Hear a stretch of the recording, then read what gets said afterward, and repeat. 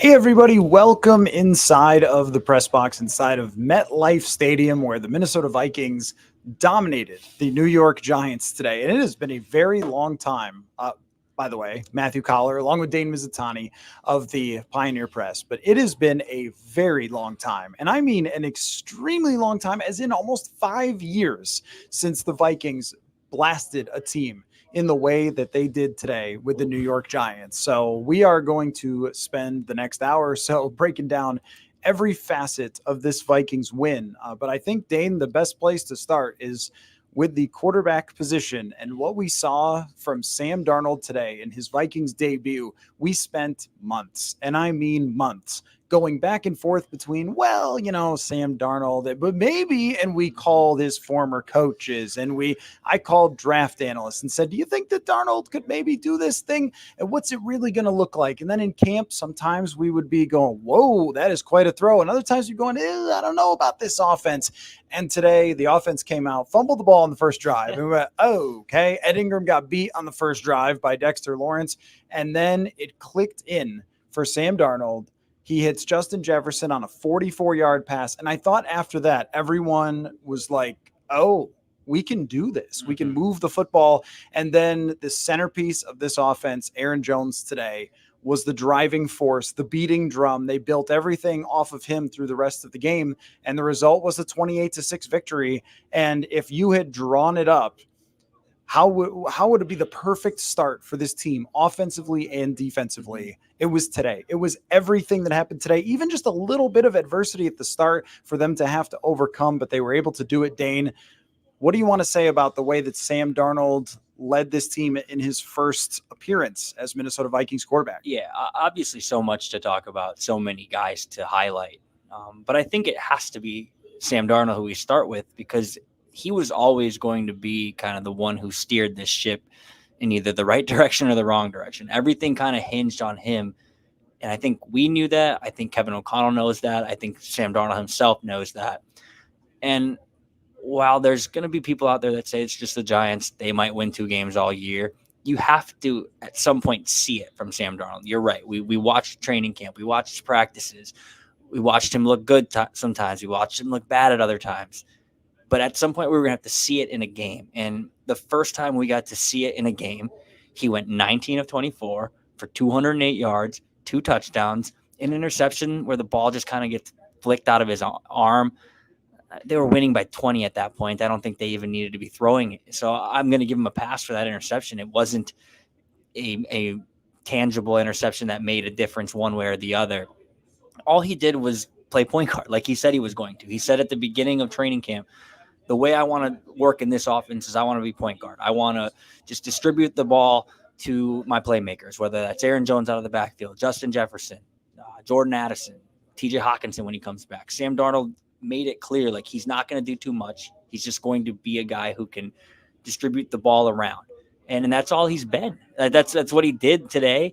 And, I mean, now we have to see it again. But early returns, I mean, you couldn't have drawn up a better start, like you said. I don't like to immediately after a game go to what does it mean for the next game? Yeah. Because hold on, let's not try to go there just yet about whether this is going to sustain through every single game of the 2024 season, and focus on what are the things that he did today, Sam Darnold, in Kevin O'Connell's offense that we think are going to be sustainable, I guess is the word that I have to say, are going to be usable for them all the way through the rest of the year. And I think that the way that they played off of Aaron Jones, we saw a good amount of play action passes. We saw a little bit of creativity from Kevin O'Connell, and the Jalen Naylor touchdown is evidence of Kevin O'Connell's creativity. He puts Justin Jefferson in the backfield. He runs him out in the flat as if it's going to be a little screen. And then Jalen Naylor kind of fakes a block, takes off, and goes wide open into the end zone. And that's a play where Sam Darnold can just play point guard. As long as he throws it to the right person who's wide open, he's going to get a touchdown pass. But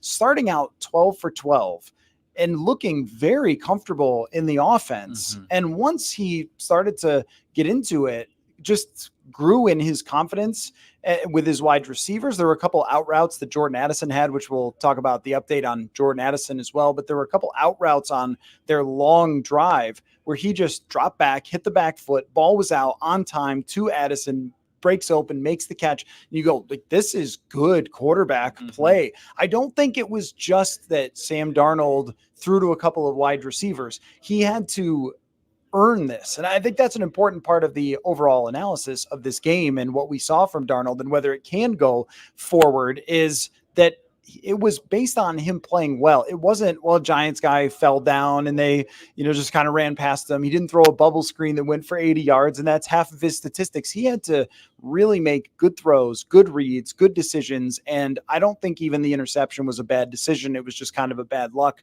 type of play. And when you can build everything off of Aaron Jones, who was breathtaking today, I mean, just breaking tackles, almost 7 yards per carry in this game, dodging tacklers, the touchdown that he scored, they hand off and like, okay, they don't got him because it's Aaron Jones. The last couple of years, even when Delvin Cook lost his fastball, that guy is tackled on that play. And now to go into the red zone and be able to hand it off to one of the best running backs in the NFL and have him score a touchdown for you, it just changes what this offense can be. And so I think that Darnold touched all the bases or checked all the boxes that he was supposed to check in this game. And it wasn't like they tried to work around him and only hand it off or something. Like, they did put the ball in his hands and he was able to deliver and protect the ball and not take bad sacks. And there were a couple plays where he actually just checked down. And there was a rollout play action that he had early in the game where he could have tried to fire it into a tight window to Jordan Addison. And he said, you know what? I'm just going to check this down. I'm going to get 3 yards and move on to the next play. And again, there's no guarantee of how many weeks in a row Sam Darnold can do this. It's not his first ever good football game, but you'd show him back this game and go, do this over and over again. It wasn't the most effort a quarterback has had to go through. He just ran the offense exactly like they had talked about. And then they were good enough in protection because early on when they give up the sack, you go, oh boy, is this going to be a long day? But it wasn't. They protected very well for Darnold. And I think what you saw here, because I know people will say, grown, it's the Giants, let's see you next week. And of course, that's right. The 49ers are way better. But I would also say if these things happen, then this team can continue to have a competent to very good offense somewhere in that range if they protect him well enough, if he makes good decisions like I thought he did today, doesn't take bad sacks, doesn't turn the ball over, and if they can build off of Aaron Jones, that this is the result. You get one of the most impressive wins that they have had in a very long time. Yeah, and I think that's an important part of this whole discussion is that, like, some of these things are the things that he found success with today. Like, it's not hard to imagine him having success with them moving forward. Handing the ball to Aaron Jones, who clearly has not lost a step. Throwing deep to Justin Jefferson on the left sideline. Just an incredible pass. Like, a lot of these things that kind of built this offense up today and made it kind of go. It's stuff that you can see, like, in theory, happening moving forward. I would feel completely different about this game if it was just like 2 big plays and Sam Darnold, walks away with an impressive stat line, buoyed by, like you said, a guy breaking a tackle and going 80 yards. But it's not like he worked for everything he got today. And I think the swing early in the game, is important after the fumble, even because the fact that they fumble on the first drive of the game, and then the defense holds the Giants to a field goal. Even the next drive, the Vikings offense kind of got bailed out. It was a 36-yard pass interference penalty that, frankly, probably wasn't a pass interference penalty. Like, I get it. It was an underthrown ball. Jordan Addison couldn't work his way back towards it, but the defender was turning his head. So that drive produced a touchdown. It produced a touchdown that Aaron Jones, bounced outside that you already talked about. But I wasn't fully impressed. I still hadn't been sold on what Sam Darnold could be in the offense. The next time they got the ball, they got at the 1 yard line and they went 99 yards. And I think that was the first time you really saw it all click together. But from there, as we've kind of, summed up so far, it just continued to be things that I could see happening moving forward. I really think, and maybe we'll have a different conversation after San Francisco next week, but it's not hard for me to envision him having success doing a lot of the things he did today. And I think that was the point all along with Sam Darnold, is if he can avoid turnovers, which he didn't today. I guess he technically threw an interception, but like I said, that one didn't really matter for the grand scheme of the game. If the guy can avoid turning the ball over, he has the arm talent to do it, and there's a hell of a lot of talent on this roster around him, more than he's ever had. Like, those things matter, and they're going to continue to matter moving forward. So, yeah, I walk away from this game feeling kind of like we felt, or at least how I felt heading into this game, where you hear national people talking, oh, they're going to win 4 games, 5 games, be one of the worst teams in the league. Me and you have always talked like how they have so much talent. And I think today was an example of that talent. Talent shows up when there's a good team and a bad team. And today the Vikings were a far superior team than the Giants, largely because of the talent gap. All of that plays well for Sam Darnold. And I'm excited, frankly, to see next week when the challenge does get ramped up. And then I think we'll have an even better read on it, over the next month. Niners, Texans, Packers without Jordan Love. But, there's more tests to come. But Sam Darnold passed the first one with flying colors. Oh, there's no question. And with Sam Darnold, the confidence element is so interesting to me, because even when we talked to Kevin O'Connell after the game, and he was talking once again in the same way that we've heard him many times about Sam Darnold's journey and where he's been and how this is part of it and how they're doing everything they can to support him. And I think that it was so impressive to see during the training camp and offseason of Kevin O'Connell kind of managing this. Well, obviously JJ McCarthy is our franchise quarterback, but we really believe in Sam Darnold. And when O'Connell says it, it sounds like it's right, even though logically you would have gone into this going, okay, but JJ McCarthy's the guy that they really want. And yet O'Connell has this way of pumping guys up that I think that they buy into in a lot of ways. And we're seeing that with Sam Darnold. He, throughout training camp, looked like a QB1 who felt like he owned the offense. And by the time he reached this game, he looked like someone who was in command of the offense, which is not really what you saw from Josh Dobbs, is not really what you saw from Nick Mullins. And as we talk about it too, you also have to be able to make all the throws that this offense demands, which it is a difficult offense, but I didn't see it being as complicated as it was with Kirk, which to me was going to be the biggest question for O'Connell. And as you said, there's a long way to go in all of this. But as we were answering questions and checking boxes, does it look like he's having to stand back there and read 8 things before he throws? It absolutely did not. There was a lot of play actions. There was some bootlegs and rollouts where he had easy throws. And then also, if Aaron Jones just gets you 8 yards, everything becomes so much easier. And this is when it locks all in together and you get a blowout win. I forgot what this felt like because it had been since December or November of 2019 since they were up by this many points. Kevin O'Connell has literally never been up by this many points, and they've played bad teams in the past, but a main reason for that is on the defensive side. This is the most talented defense we've seen in Minnesota since 2019. No coincidence that's the last time they actually kept somebody down, because we can look at the quarterback, of course, as allowing teams to come back. But the defense, if you rank 27th in defense like they did in maybe 2020, 21, or even last year where they were so flawed that if the other team was good, then you can lose a game like they did to the Chargers, where the opposing quarterback just lights you up. Or we saw bad quarterbacks light this team up. Mike White had a big game, and the Jets almost came back and won in 2022. But this one, the defense was like, no, that's not happening. Nope, you are not coming back. And the number one thing that stuck out to me about the Vikings defense today, Dane, violence. There was a lot of violence. It was a very physical game. They were ready to jump on Daniel Jones's back, as Dallas Turner literally did, to get his sack. But Grenard hit him. Jahad Ward hit him. Andrew Van Ginkel hit him and then picked him off and took it in the end zone. Daniel Jones got beat up by this Vikings defense. And once again, it's been a long time since we felt like they manhandled a team. They did not let them run at all, even early in the game where there was some opportunities to do that. And then they abused Daniel Jones up front. But there was a play from Tillery. There was a play from Harrison Phillips. It was like everybody got in on this. And I think it's a product of the money that they spent this offseason was just not discussed enough from the outside world. Of course, we talked about every detail, every signing and everything else, but maybe I should have had a Jerry Tillery emergency podcast. I don't know that I did, but the Andrew Van Ginkel signing, we discussed this throughout training camp, that he looked like a monster out there and that he was going to make a lot of plays, and just instantly comes in and starts doing it.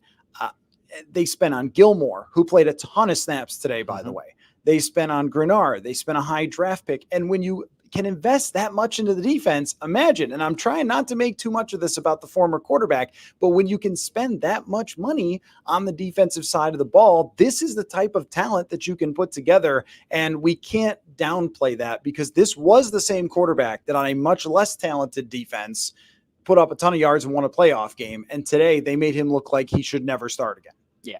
And I praise your restraint, because you don't want to make this about the former quarterback, and you haven't even mentioned his name yet, and we don't have to still, because he's not here anymore. Tough day for him, though. But let's just say it: not signing Kirk Cousins or being able to spread that money around is a big reason why this defense is going to have as much talent as it has moving forward, and the talent matters. Jonathan Grenard coming off the edge matters.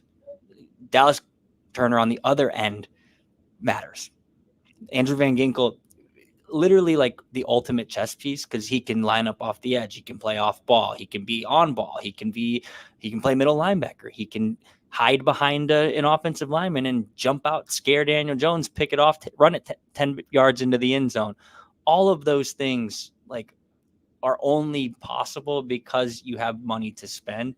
And I think you're right. This was a good example of here's what you can have when you don't have to spend this much money on one position. You can spread out the wealth across the roster, and you can really build a defense. The defense that they've built this offseason alone, or the pieces that they've added to contribute to, the puzzle as a whole. When's the last time we could say the defense was fun? And it's fun. The defense, it's a fun group of players right now, and they're having fun and they're making plays. And it's kind of what I go back to with Sam Darnold in the offense. A lot of the things the defense did today, I feel like is something that they could theoretically do moving forward too. I know you're going to play better teams, but Jonathan Grenard had double-digit sacks last year. Andrew Van Ginkel's played, all over the field across his career. The pieces Blake Cashman, he was the green dot today. He finished with 6 tackles. I think he was flying around. These guys are capable.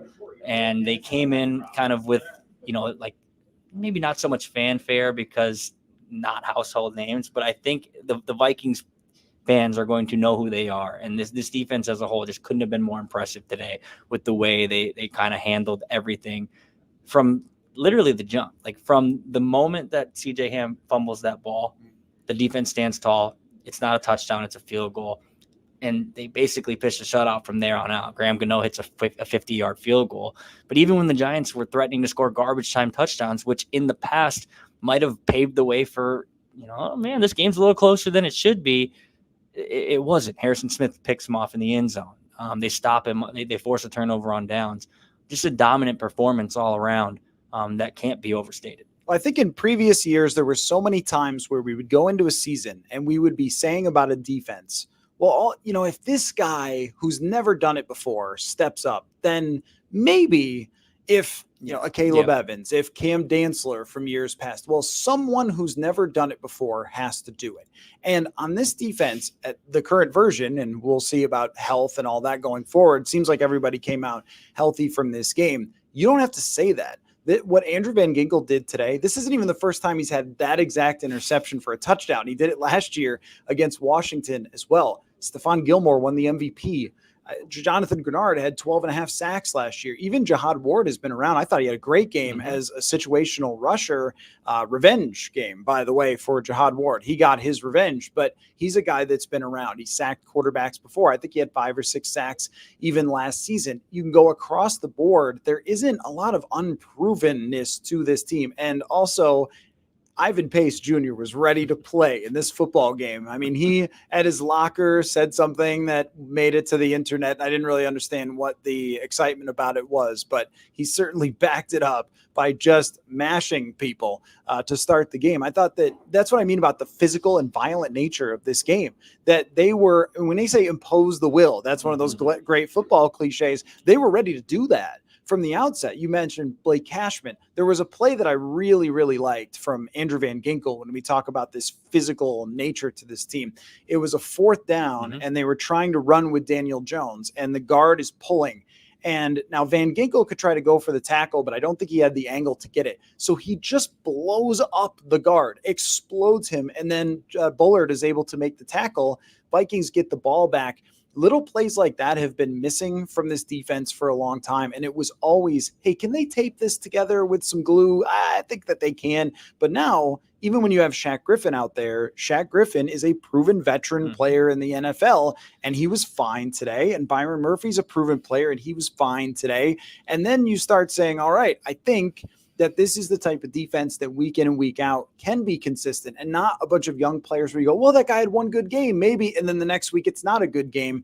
Well, this is more of a group that week in and week out can be the same. So, yeah, okay, are you going to hold the San Francisco 49ers to 6 points or the Houston Texans? Absolutely not. You're going to have to score to beat those teams and to stay in it. But can you play with them on defense? Are they going to have a lot to worry about on defense? And remember, San Francisco did not play their best game against the Vikings and Brian Flores. I also felt like Brian Flores didn't have to send the house over and over and over again in this game. I'll be interested to look at the blitz statistics. And there was a lot of guys lined up at the line of scrimmage at times. It just didn't feel like the all or nothing when they could allow some of those good players to take the reins here. And that's why when we talk about picking them as a fringe playoff team, well, this is part of the reason why, because we looked at all this talent in training camp and went, and then this is also why Stephon Gilmore, signing him could be a big thing, because there isn't one corner. And if we talk about the weaknesses are where you have to attack on defense, who are they going to attack? Malik Neighbors had a couple of good plays today, but there's not any one player that they could consistently go after now that Stephon Gilmore is here. And what you have is a really complete overall defense. Yeah, and I think like receivers in the NFL are good. Like Malik Neighbors is going to be a good receiver. At some point this year, like receivers are going to make plays on this secondary. It's just the nature of the beast in the passing league. But you're right when you say they can't just pick on a guy anymore. And I do think that was something that you could do to the Vikings in the past. You could pick on a Caleb Evans. He got benched towards the end of the year because you could pick on a Caleb Evans. And like Shaq Griffin's probably closer to the decline of his career than the prime of it. Same with Gilmore. But that goes back to your point about their proven players. They've done this. They've been there. And it's not like unreasonable to think they can continue to play at this level moving forward. When I watch today and reflect on like what the defense did, I kind of think back to last year and what Brian Flores did for that stretch where the defense looked amazing. And it was like, wow, this guy should be a head coach. Like the defense, the job he's done with the defense last year with lack of talent all over the board was impressive. But then it fell apart because they didn't have talent, because there was such a gap there. With certain guys being asked to do way more than they should be asked to do. And I'm having a hard time not just moving all of this, this performance against the Giants and making it the biggest thing ever, because it's going to look different next week. But I think when you give Brian Flores talent, we see today what he can do with it. And I just think that the contrast of how things fell apart last year when things got hard, I can't really see that happening this year with this defense just because of how much talent they have. So, I mean, I'm almost left speechless by how much they dominated today. I don't remember even Daniel Jones' stats. Like, they were horrendous. He was 22 of 42 for 186, 4.4 yards an attempt, 2 interceptions, took 5 sacks, looked like he should never play football again. I mean, it was something else by them. We're getting everybody trying to make cameos on this post-game podcast. Just shows our popularity. I think that's really what it is. But to your point, 4.4 yards per pass attempt. I mean, that's even if you were playing a backup quarterback, you would expect that they would do better than that. And that was really the Vikings defense as much as it was Jones, because Jones was inaccurate on some throws. Mm-hmm. And then trying to separate those two things is difficult because he didn't get rid of the football quickly. He did bring the pressure on himself. He looked much slower than the last time we saw him when he was doing really well in the run game for himself. Yep. And they couldn't get any run game going with him or with Devin Singletary. And he looked really hesitant. He looked a little bit late on the reads, but also how much of that is what they're throwing at him, right, and how many times that they were able to confuse him and frustrate him to the point where he didn't know the first place he was going. And the more veteran players you have who have been in the defense or who have been around the NFL, the more you can do. And we saw Josh Metellus is out there every play in a different spot. At one point he lined up at defensive tackle on a third down where he's over the guard, and that's a safety-ish Josh Metellus.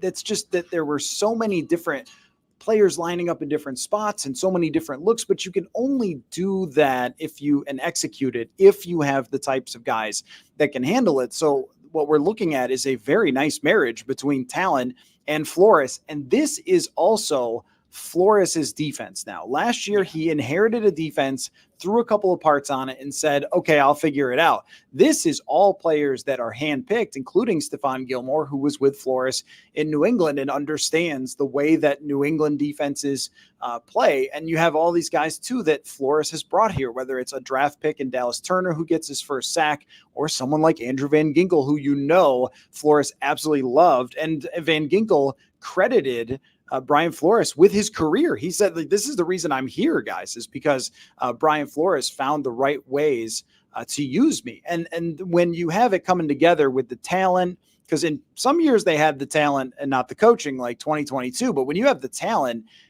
and a lot of guys in their prime, this isn't hoping to get the last ounce of talent out of somebody. Harrison Smith can still play. Everyone else is in their 20s and is pretty young, but other than, of course, Stephon Gilmore. But this is mostly a veteran, but also like not washed defense with somebody who gets in his bag and calls all sorts of things. And that's why you end up giving up 6 points to Daniel Jones here. But everything kind of has to be in week one through the lens of how is this going to look? Can they keep doing this? And they can keep doing this. They can't keep giving up 4.4 yards per pass attempt because that's insane, but they can keep doing this whenever they play a bad quarterback. They're going to have a big advantage, and that might be Malik Willis in a few weeks, by the way, with Jordan Love getting hurt. And when they play good quarterbacks, it's going to even the playing field. And let me tie this back to Sam Darnold. The whole idea, and we've seen it before in Vikings history, the whole idea is when you have a quarterback that has some talent and has some flaws, you have to be able to have all the parts of the team working. The defense has to get a stop for you in the red zone. The defense has to take the ball away. Then your running game has to have Aaron Jones getting key first downs and scoring in the end zone. And today was defense playing off the offense. And Kevin O'Connell talked about it after the game, but I thought it was enormous for everyone when they got that stop after CJ Ham's fumble, because everyone went, okay, hey, we're good. The 3 points, no big deal. Let's just get the ball back and get back out there and get rolling. I think if they had given up a touchdown, I'm not saying the game is different because the talent was on two different levels.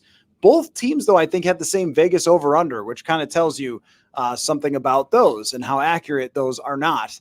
But when they made that stop, that was the defense bailing out the offense, then the offense taking advantage and coming back on. And this is how you end up with a team that can overachieve from what people on the outside think that they were going to do is if they can play off each other, all these different parts, the way that they did today. Yeah, it's funny because I think the words complementary football are such like a football buzzword that like coaches use and people are like, what the heck does that actually mean?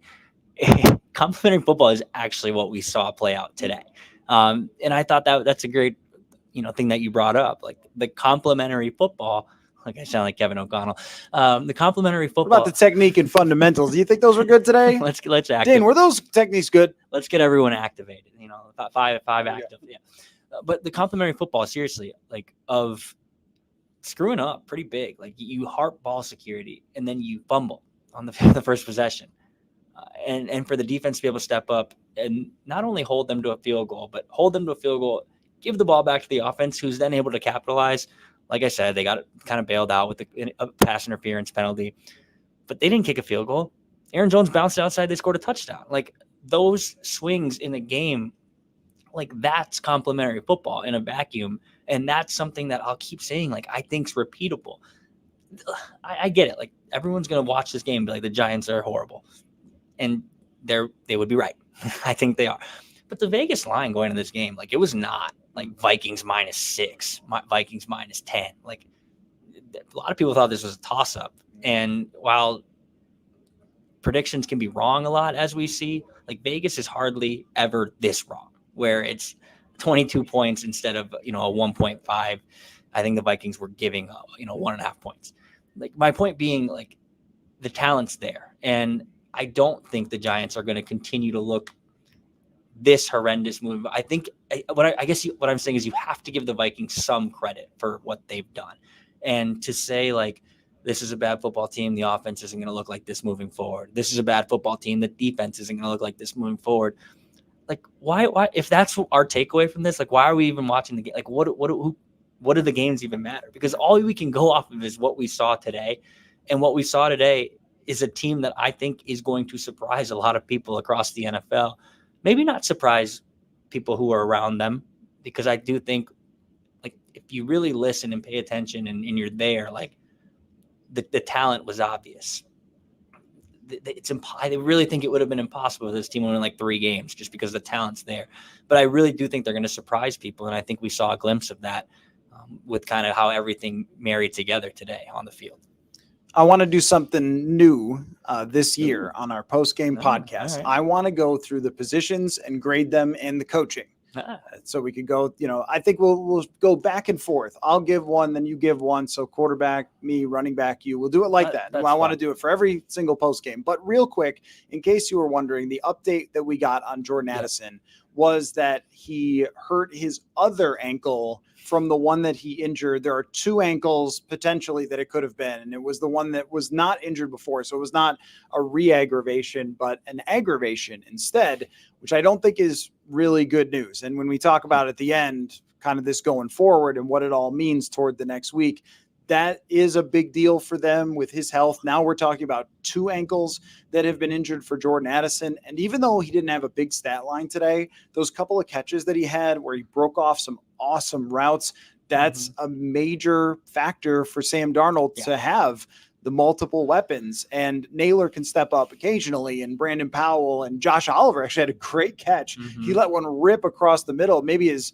first really good throw was that, hard 22-yard pass to Josh Oliver. But Addison is a first-round pick star wide receiver that they need to be healthy. And I think it is concerning for the passing game if he's going to be out for multiple weeks. Again, we'll figure it out. We didn't get that as a report. We'll find out as the week goes on. Is it something that is going to hurt him today and he'll be okay? Or is it something that is going to be a problem going forward? So let's go position by position. I will let you start out with the quarterback position. How would you grade Sam Darnold for the day?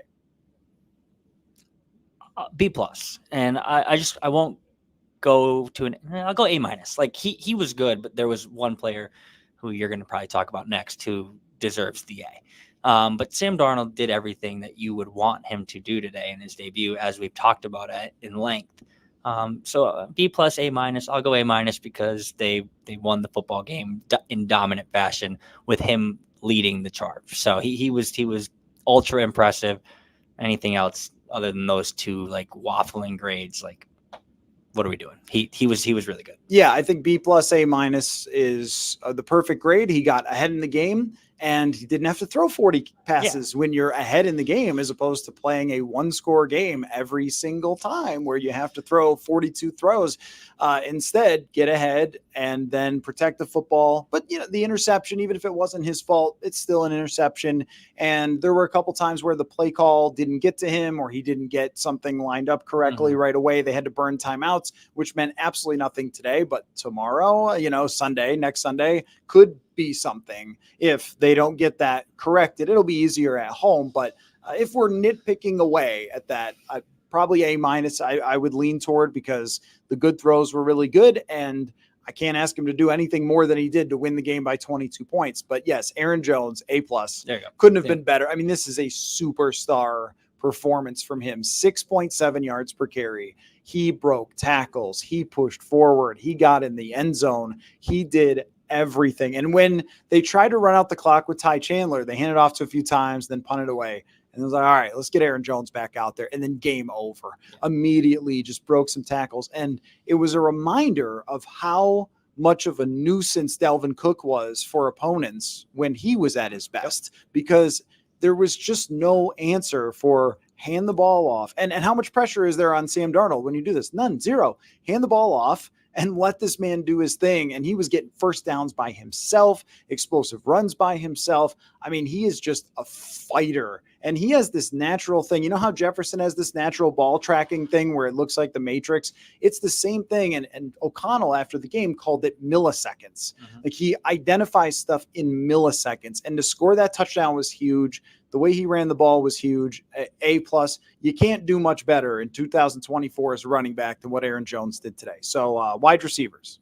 Wide receivers, just B. Like, they didn't do a lot. They didn't have to do a lot, but the play that really helped open this game up was a 44-yard pass to the best receiver in football. That was important. So they weren't insignificant in this game, but there were people that probably stood out above them. But Justin Jefferson finishes with 4 catches, 59 yards, a touchdown on that 99-yard drive that we've talked about. 44-yard completion down the left sideline that Justin talked about after the game. He said a lot of quarterbacks aren't willing to throw that ball, aren't comfortable throwing that ball because there is a double coverage. It's a safety over the top with the cornerback on him. Sam Darnold ripped it. It shows the confidence he has in Justin Jefferson, which he should have confidence in Justin Jefferson. That was an important play in the game. And then obviously the 4th down where they go for it on the 3-yard line. I probably wouldn't single up Jefferson on the 3-yard line. The Giants chose to.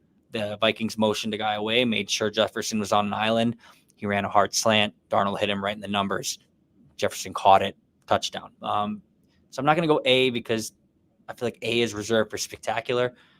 B, like, Justin Jefferson did everything you need him to do. He just didn't have to be extremely prolific today. Jordan Addison, like you say, I mean, he finishes with 3 catches, 35 yards. Nothing special, but pretty big plays on that long touchdown drive. And we go down the list. Jalen Naylor, the play call that he scored a touchdown on, operated perfectly. I'm going to give a lot of credit to Kevin O'Connell for that, drawing up that. Obviously, the players have to make it come to life. Jalen Naylor has to fake the block, catch the touchdown in wide open space. He was schemed open there, and he made, to his credit, made it happen. But I'll go B because they didn't have to do anything spectacular today. They just had to do their job, which they did. I will go for the offensive line, a B-.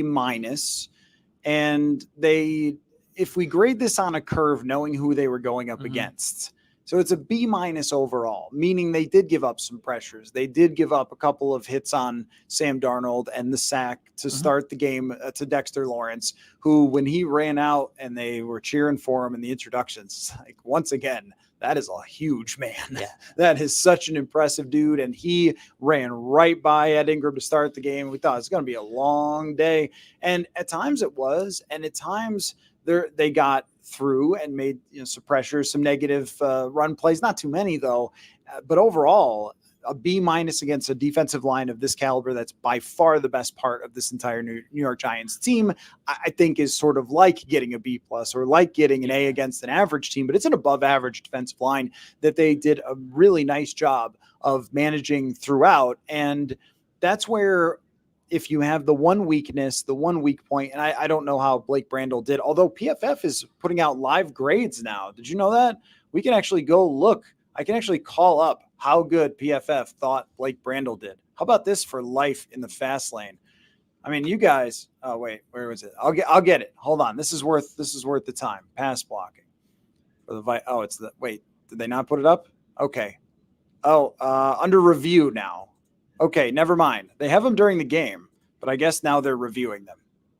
Either way, it's week one, guys. Either way, we're still working our way through that. But during the game, I could look at the snap counts. But I guess what PFF must be doing is putting them up during the game and then reviewing them after and then posting them when they have their final grades. Anyhow, I thought that Blake Brandel looked like he played really well in this game. And if you have one weakness, you can survive that weakness. And that's what they did today. They survived their weaknesses. The tackles were great. I didn't notice Thibodeau. I didn't notice Brian Burns all that much. Just eliminated from the game by the offensive tackles. If you get a B minus performance every week, you're going to give Darnold a lot of time to throw, and he's going to be able to be the quarterback he can be. So I say B minus with it also pat on the back. Great job by the Vikings offensive line. Yeah, B minus with worried early on it could be an F. 100%. How that first drive transpired. D line, I don't get the edge rushers. I just get the guys up front. You can have the edge rushers. Okay. We're not going to have you just do Bullard and Phillips. You get the edge rushers. The D line and outside linebackers. Grade them. I mean, they're right in the same ballpark as Sam Darnold to me, B plus A minus. Like, I might have to go straight A because one of the edge rushers got a pick six that slammed the door shut on this game, and he was everywhere. And just the pressure that I think Daniel Jones felt from this defensive line, like, yeah, that can't be overstated. So it has to be an A because I really think they made him uncomfortable throughout the entire game. I think a large portion of that has to do with the defensive scheme that Brian Flores calls, the exotic looks. It can look like this before the snap. It can look like something completely different after the snap. That screws with the quarterback's head. But so does getting just pulverized over the course of a game. And the defensive line made Daniel Jones feel them throughout the entire game. So yeah, we'll go A because they were the driving force behind just an incredible performance that we've talked about at length. It's tremendous performance from the defense, I think, led largely by the guys up front, the front seven. I think that's why they won the game in the fashion that they did. They may have won anyway, but there wasn't a whole lot of chance for Daniel Jones to succeed with the way this Vikings defensive line performed. And the interior does not have a Grady Jarrett. It doesn't have a Dexter Lawrence to it.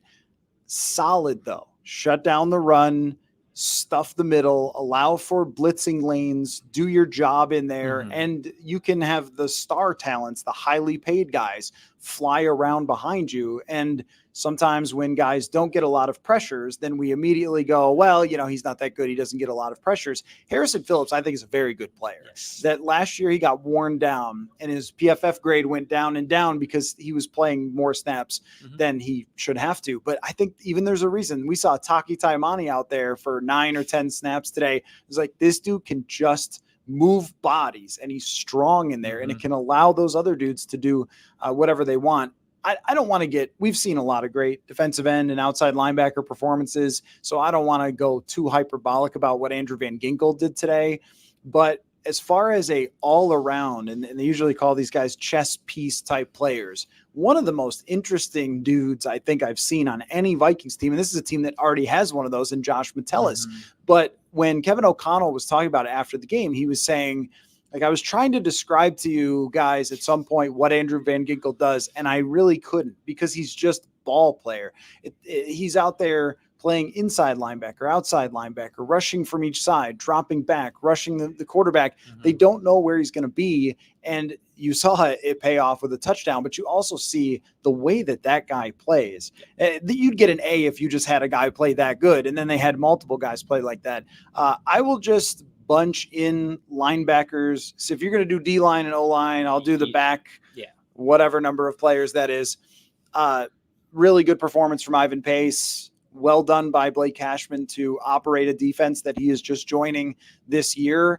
I don't remember too many times when you allow 4 yards per pass, there's not too many times people got beat toasted, mossed anything. No. And how much does that speak to Daniel Jones and the pressure he was facing, and they're interconnected? But I thought it was a solid B plus, if not better, for the secondary. Harrison Smith with the interception was big. So you turn the ball over in a good way. You play off of the pressure. They made tackles. I didn't think there was a lot of missed tackles. And I mean, maybe there's a few plays where they give up third downs that were regrettable. So I can't say that it was absolutely perfect, but it was close. It was as close to about as good as you could play there. And as far as, so I'm just going to go with an A- there for the entire, back 7, 6. How many ever players were on the field for them? And as far as teams, special teams, no kickoffs, no returns. Come on. You're killing them. I You're really killing want Coller. that back. There was a touchdown for a return for touchdown in Arizona with the Bills and the Cardinals, or I guess it was in Buffalo, and DJ Dallas returned 196 yards, and that didn't happen here. So there wasn't much there. Ryan Wright's punting was fine. Jay Ward had a penalty. They had a couple penalties. Yeah. So I wouldn't give the special teams a perfect grade, but we don't need to do that. Coaching. Grade the coaching. They were great. I think we can drill down on specific moments where they were great. Like I think the play call by Kevin O'Connell on the goal line, or I guess in the red zone, where you're asking Sam Darnold to really sell that screen to Justin Jefferson, and both those guys do it. And then Jalen Naylor sells that he's blocking and leaks out for the touchdown. That's good scheme. It's good coaching to make sure everyone is operating like as they should be. Like Kevin O'Connell, another buzzword, talks about intent of the play. Mm-hmm. The intent of the play was that for that to go exactly the way it did. So that's good coaching, like in a vacuum, like in a one singular part of the game. But just from a macro level, just really, really good coaching all around. I think just the ability to not say, oh, here we go again when CJ Ham fumbles the ball.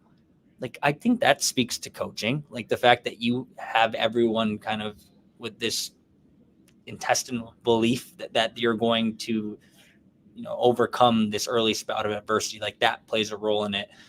So A, from the coaching side on the offense side of the ball, and then it's obviously like Brian Flores is looped into that A grade for just how miserable he made life for Daniel Jones all game. I get it. The players have to make it come to life, but good coaching performances often can be a separator in the NFL. And while we saw an A-level coaching performance top to bottom from the Vikings today, the Giants were a disaster in every single way. So I think that grade of an A for the Vikings and their coaching is almost even more hammered home by how horrendous the Giants looked almost at every turn. The coaching today, outside of you'd have to get really in the nitpicky weeds to talk about any play call decisions. There was a moment, though, where I said, when they threw the interception, Kevin, run the ball. You have Aaron Jones now. Don't forget you have Aaron Jones. Run the ball, because they were up 21-6 maybe at that point. Run the ball. Once you get ahead, run the ball. So I would maybe nitpick a little bit at that, because throwing the ball down the field at that point was not necessary. And the timeouts that they had to waste, they didn't mean a thing, but they could have. If Daniel Jones had come back, we're talking about very, very small things that would, but the preparation of the entire team. This is what we need to talk about, is really how prepared they were to play against the New York Giants. And it was a lot more prepared than the Giants were to play against them. They seemed one step ahead on both sides of the ball. Receivers were open, run lanes were open. We criticized the run scheme a lot. Well, it does look a lot better with Aaron Jones, as Kevin O'Connell, I think, alluded to at one point in one of his press conferences, kind of said, well, the running back, or maybe it was Wes Phillips, the running back can make things look better sometimes if he's not wink, wink, the guy we had wink, wink last year. And well, they were right for today. That was really, really well done on the run side, play calling, going for the fourth down. Now, the one thing I did wonder about was not going for the fourth down at the end of the half, but I agreed with the punt. They committed a penalty on the punt, but I felt you're crushing this team. Don't open the door at all for them. Make Daniel Jones travel the entire distance. So the in-game management was okay, if not good. Going for that first fourth down was huge. Trusting Darnold, showing that trust right away in Darnold. Hey, I believe in you. I've been saying it, but it's really true. Now throw it to Jefferson and get me a dang touchdown. And then he did. So really good job. The game plan, the scheme, the play calling, all excellent from the Vikings. I do think, though, as we go forward and they play the 49ers and Texans, that we won't give an A or B plus or something to every position, but that's the kind of day it was. I'm really interested to see how this goes as we go along in the season for giving out our grades for each position and the coaching. But today it's hard to criticize almost anything. And I feel weird, Dane, because we have so rarely covered blowouts. Right. And I'm like, wait, shouldn't I be saying something else about someone else? Who did bad? Was it anyone? No, not really. Not when you win like this. Yeah, well, like when I'm sitting there at the end of the game being like, I don't know why Kevin's running Aaron Jones. Get him off the field. Like, what if he gets hurt? Like, that's just because I don't have anything else to talk about. Like, and just for people at home who might not have seen the press conference, the reason Aaron Jones is on the field is Kevin wanted to get him 100. Like, that matters too to players. Like, just letting players succeed and chase milestones, chase goals. He actually said on the last handoff that Aaron Jones got, he told him before, this is your last chance, so you better break one if you want 100.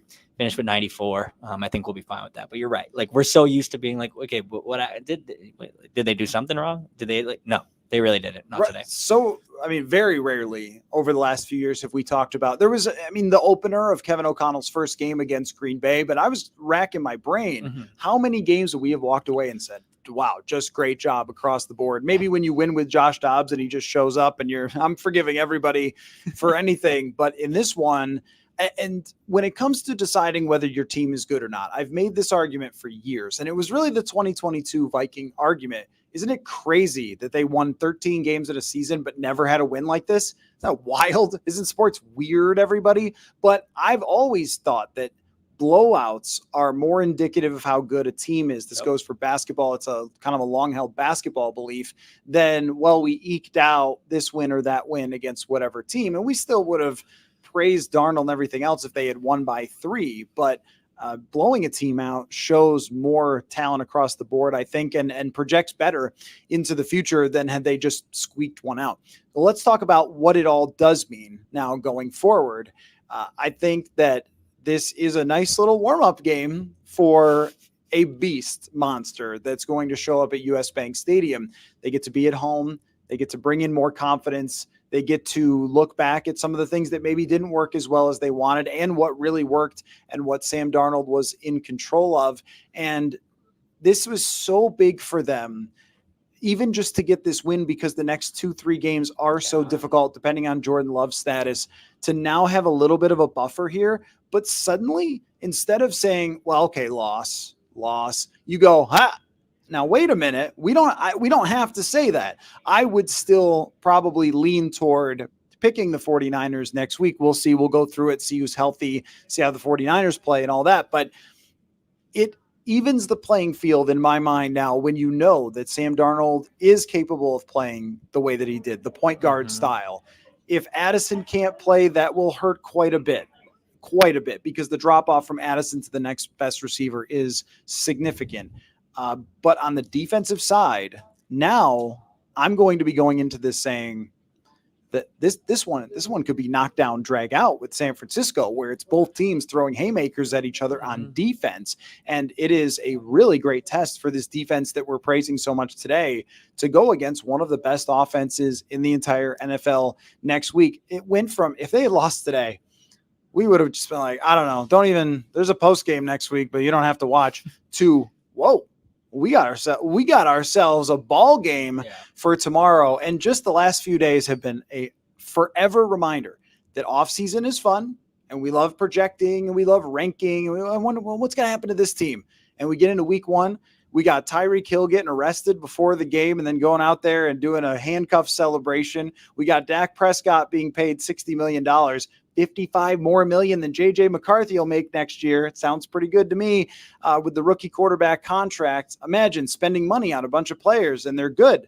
Oh yeah, we saw that today here with the Vikings. But all of a sudden we go into this game saying reminder, NFL is unpredictable, and we don't know until they actually get out there. And the first impression of the Minnesota Vikings 2024 was about as good as it possibly could have been, which makes next week ramped way up with the energy inside the building and even the excitement for this team. Because I think if Darnold had struggled and it had looked bad and they had not won, or maybe just barely, if it was 9-6 or something, it would have been okay. Well, but this changes the vibe of what it means now to play San Francisco at home next week. Yeah, and I think that's probably the most fun thing that Vikings fans will kind of walk away with. Is like, I remember having a conversation with one of my friends before I left for this trip back in Minnesota, diehard Vikings fan.